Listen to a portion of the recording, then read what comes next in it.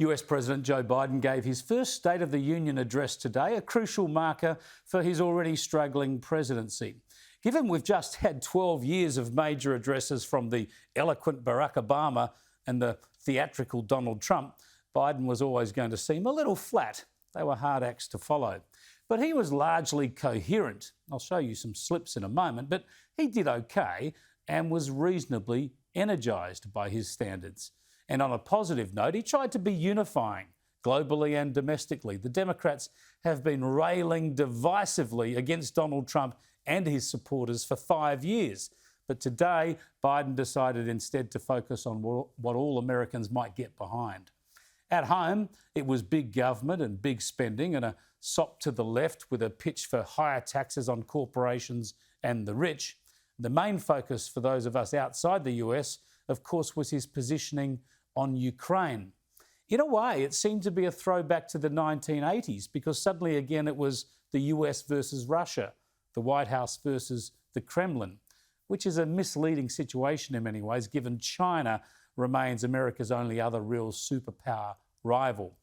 Still, Biden made it clear there will be no US military intervention in Ukraine.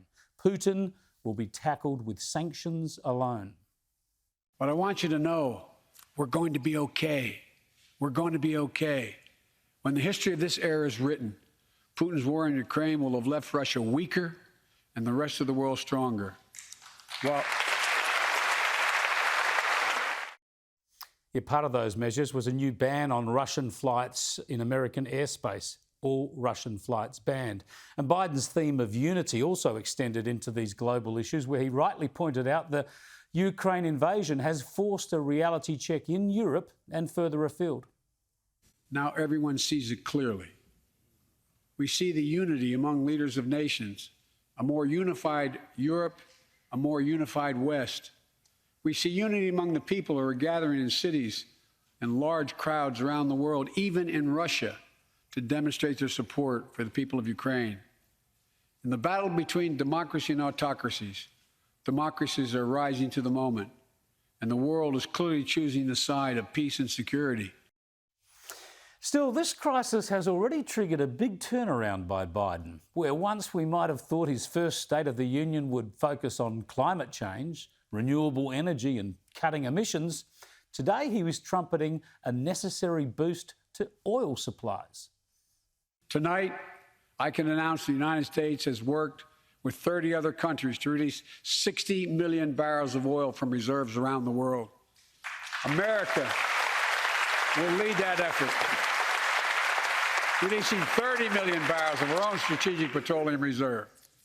And we stand ready to do more if necessary, united with our allies. Yeah, so Biden's now the oil and gas guy.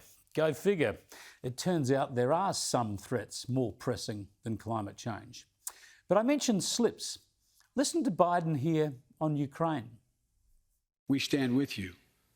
Putin may circle Kyiv with tanks, but he'll never gain the hearts and souls of the Iranian people.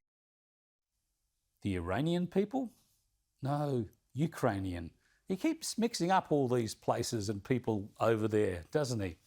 And perhaps his focus on Putin got the better of him too. Listen to this rallying of the military at the end of his speech. God bless you all, and may God protect our troops. Thank you. Go get him. Go get him? Who? Surely not Putin.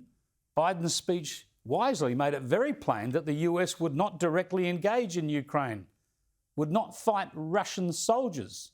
So go get him? I think that's another worrying slip.